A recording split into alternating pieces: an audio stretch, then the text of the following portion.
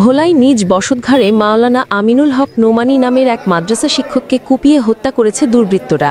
শনিবার 6 সেপ্টেম্বর দিবাগত রাত 9:15টার দিকে ভোলা সদর উপজেলার বাপ্তা 9 নম্বর ওয়ার্ডের উত্তর চরনোয়াবাদ এলাকায় তার নিজ বাসায় তাকে কুপিয়ে জখম করা হয়।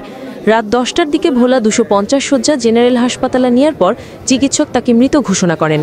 নিহত আমিনুল হক ভোলা দারুল হাদিস কামিল মাদ্রাসার মুহাদ্দিস, সদর উপজেলা পরিষদ জামে মসজিদের খতিব ছিলেন। তার বাবার নাম মাওলানা ইনামুল হক। নিহত মাওলানা আমিনুল হকের বাড়ির দরজার মাদ্রাসার শিক্ষক মোহাম্মদ জহিরুল ইসলাম জানান, তার স্ত্রী সন্তানরা বাড়িতে ছিলেন না। শনিবার রাত 9টার দিকে বাসার পাশের মসজিদ থেকে এশার নামাজ পড়ে বাসায় যান। এর কিছুক্ষণ পর বাসার পাশের এক ছেলে এসে তাকে জানায় মাওলানা আমিনুল হকের বাসার ভেতর থেকে চিৎকারের শব্দ আসতেছে। এরপর সে বাসার গেট বন্ধ পেয়ে টিনের বেড়া সরিয়ে বাসায় গিয়ে দেখেন ঘরের দরজা বাইরে দিয়ে লাগানো। পরে দরজা খুলে ঘরে প্রবেশ করে দেখেন আমিনুল হক রক্তাক্ত অবস্থায় ছটফট করতেছে। এই অবস্থায় আশপাশের লোকজনকে ডেকে তাকে উদ্ধার করে ভোলা 250 শয্যা জেনারেল হাসপাতালে নিয়ে গেলে প্রাথমিক পরীক্ষা নিরীক্ষা শেষে সেখানকার কর্তব্যরত চিকিৎসক তাকে মৃত ঘোষণা করেন। তার গলায়, বুকে ও পেটে ধারালো অস্ত্রের আঘাতের চিহ্ন রয়েছে।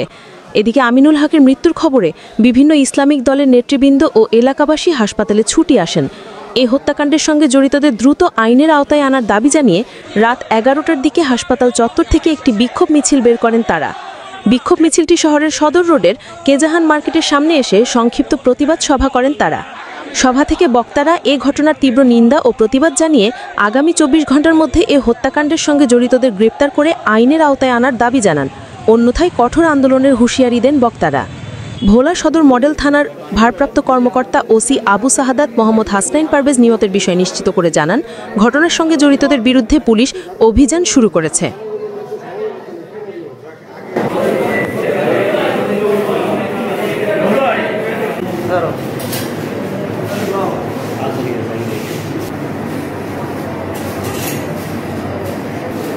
পানি